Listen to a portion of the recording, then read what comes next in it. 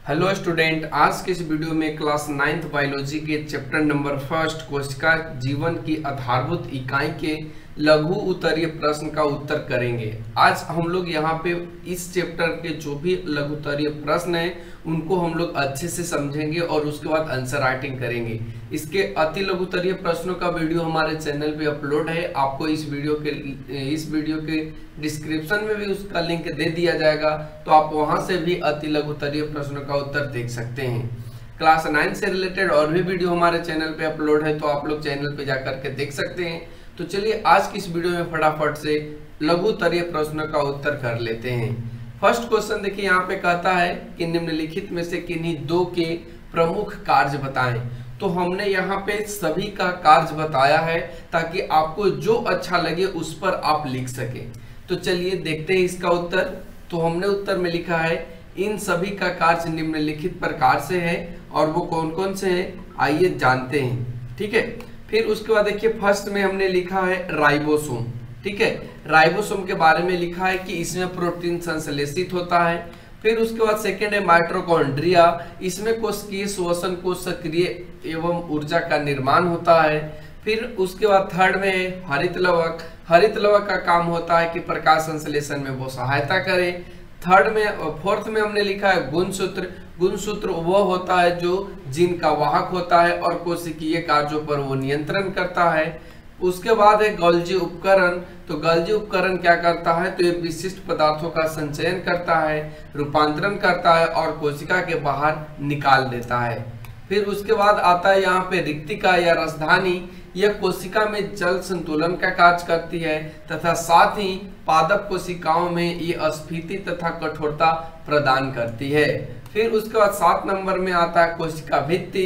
ये कोशिका को निश्चित रूप प्रदान करती है, कोशिका को सुरक्षा देती है और साथ में उसे सहारा भी प्रदान करती है। फिर उसके बाद कोशिका झिल्ली है। ये कोशिका से दूसरी कोशिका में पदार्थों का अभिगमन पर नियंत्रण करती है। ये कोशिका झिल्ली का काम होता है। तो यहाँ पे हमने सारे एक और बचा लाइसोसोम।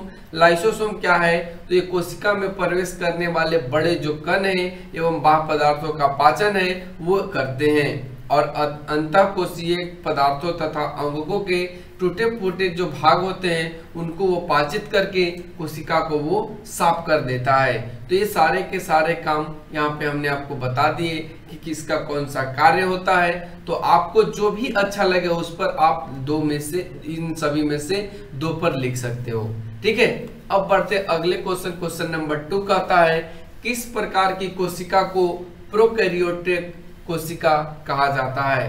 उत्तर में हमने लिखा है कि ऐसी कोशिका जिसमें केंद्रक झिल्ली नहीं होती है एवं वास्तविक केंद्रक नहीं होता है उसे प्रोकैरियोटिक कोशिका कहते हैं। फिर उसके बाद है क्वेश्चन नंबर 3। इसमें कहता है कि पादप कोशिकाओं और जंतु कोशिकाओं में मुख्य अंतर क्या है। उत्तर में हमने लिखा है कि पादप कोशिका में कोशिका भित्ति उपस्थित होती है जो सेलुलोज की बनी होती है, जबकि जंतु कोशिका में कोशिका भित्ति अनुपस्थित होता है। और भी आप इसको कॉलम बना करके ऐसे लिख सकते हैं, तो आप कॉलम बनाकर भी इसके लिख सकते हैं, जैसे कि हमने यहाँ पे दिखाया है कि पादप कोशिका और जंतु कोशिका में क्या डिफरेंसेस है। तो फर्स्ट में देखिए यहाँ पे लिखा है कि ये साधारणतः जंतु कोशिका से पादप कोशिका बड़ी होती है और जंतु कोशिका साधारणतः छोटी होती है।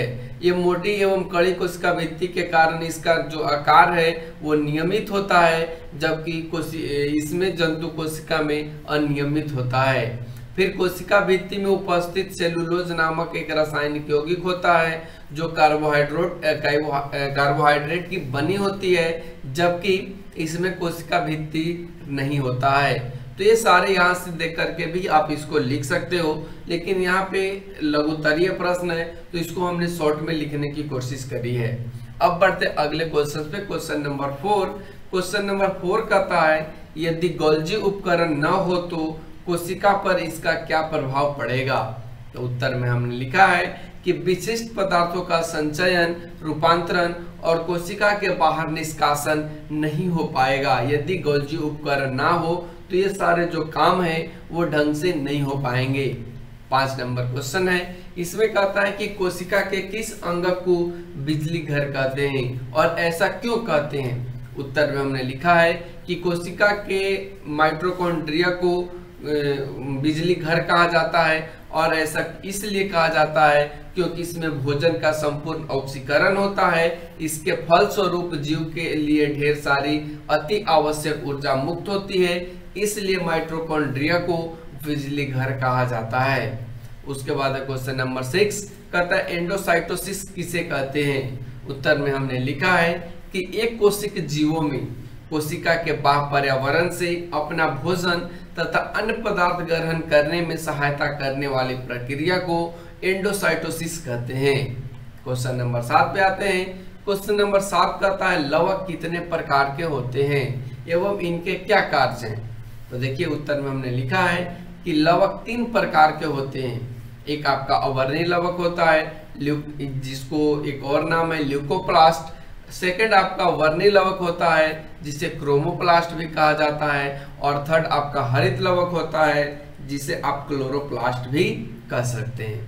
अब इनका काम क्या है आइए जान लेते हैं। तो ल्यूकोप्लास्ट मुख्यतः जड़ की कोशिकाओं में पाया जाता है और एक खाद्य संचय का कार्य करता है। किस चीज का कार्य करता है ल्यूकोप्लास्ट, तो एक खाद्य का संचय करता है।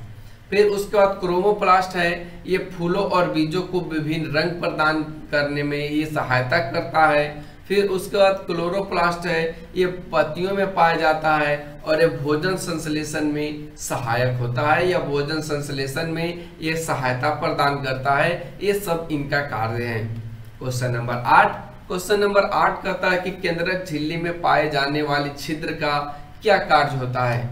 उत्तर में हमने लिखा है कि इन छिद्रों के द्वारा केंद्रक द्रव्य एवं कोशिका द्रव्य के बीच पदार्थों का आदान प्रदान होता है। तो ये केंद्रक झिल्ली में जो छिद्र होते हैं इनका ही ये कार्य होता है। क्वेश्चन नंबर 8 है। क्वेश्चन नंबर 9 पे आते हैं। इसमें कहता है कि जीन को अनुवांशिक इकाई क्यों कहते हैं। जो जीन है इसे अनुवांशिक इकाई क्यों कहा जाता है। उत्तर में हमने लिखा है कि डीएनए के क्रियात्मक खंड को ही हम लोग जीन कहते हैं जो पैतृक गुणों के वाहक होते हैं और इसलिए जीन को अनुवांशिक इकाई कहते हैं। यानी पैतृक गुणों के वाहक होने के कारण जीन को अनुवांशिक इकाई भी कहा जाता है।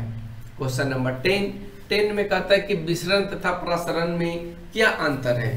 तो देखिए उत्तर में हमने लिखा है कि गैस, द्रव तथा विलेय के अणुओं की उनकी अधिक सांद्रता के क्षेत्र से कम सांद्रता के क्षेत्र की ओर होने वाली जो गति है उसी को विसरण कहते हैं, जबकि जो प्रसरण है वो जल या विलायक का अर्ध पारगम्य या चयनात्मक पारगम्य झिल्ली के द्वारा होने वाले विसरण को प्रसरण कहते हैं। तो दोनों में अंतर आप देख पाए कि विसरण क्या है और प्रसरण क्या है।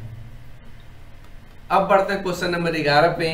क्वेश्चन नंबर 11 कहता है कि जीवों में पदार्थों के परिवहन की क्या आवश्यकता है। जीवों में पदार्थों की परिवहन की क्या आवश्यकता है।